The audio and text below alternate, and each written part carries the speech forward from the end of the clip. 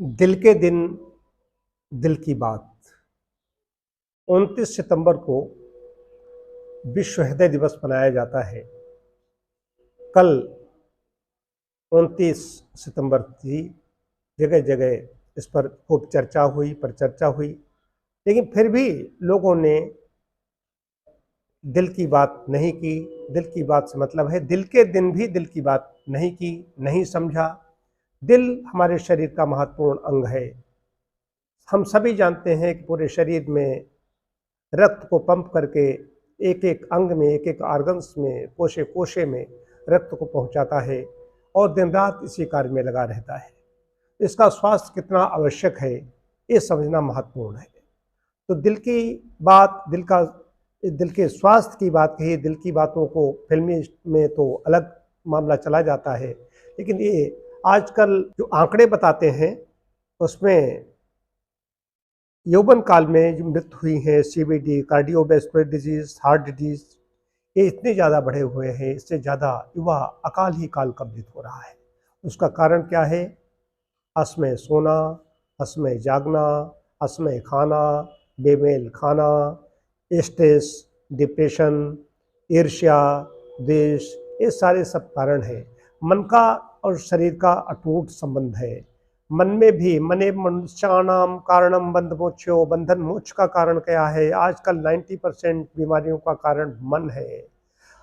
हर आदमी डिप्रेस्ड है, अधिकांश हर आदमी से मतलब है बाहुल्यता देखी जाती है, डिप्रेस्ड है, तनाव में है, प्रसन्नता चली गई है, हफ्ते में मुस्कुराना भी नहीं जानता है, ठहाका लगाना तो दूर की बात हो गई, अगर ठहाका लगा दें तो उसको असभ्यता लोग कहते हैं।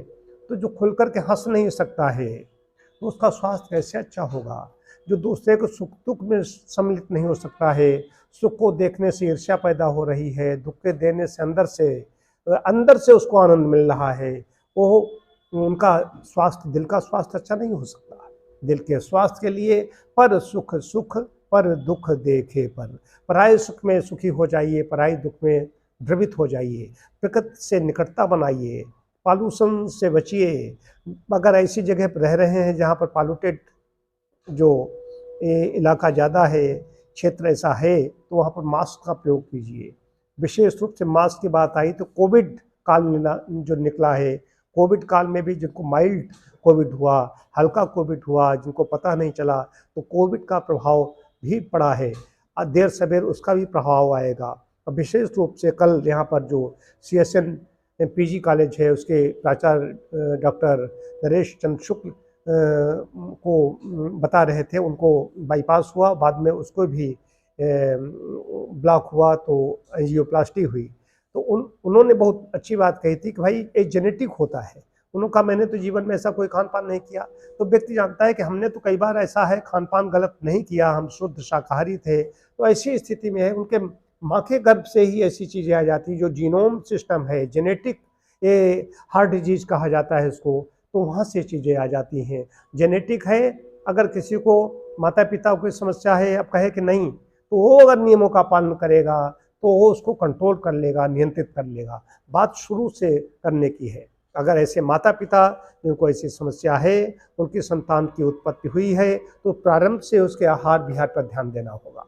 आहार किसी भी दृष्टिकोण से विचार करें, आहार मुख्य चीज है। अंत में आप आहार पर ही आएंगे।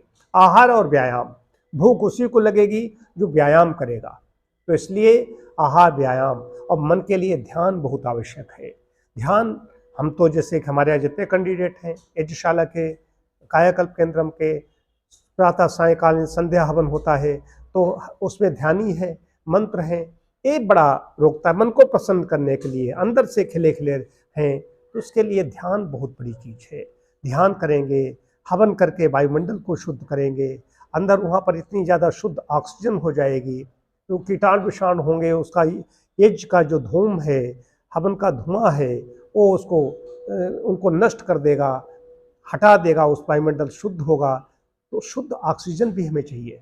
ऑक्सीजन भी अशुद्ध जा रही है। महानगरीय व्यवस्था में देखें, लोग घर के अंदर रह रहे हैं, घर की छत पर खड़े हुए हैं, तो उनके अंदर जा रहा है।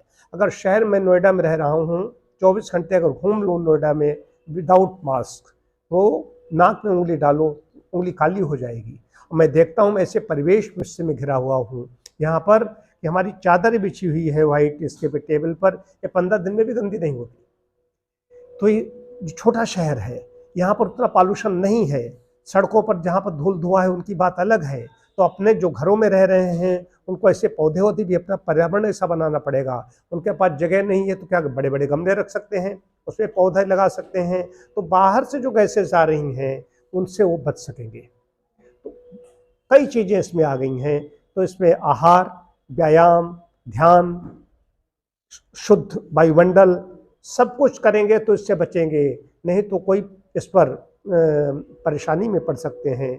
समझदार व्यक्ति वही है जो आग में जले बिना ही सीख ले कि आग में प्रदाहक शक्ति है।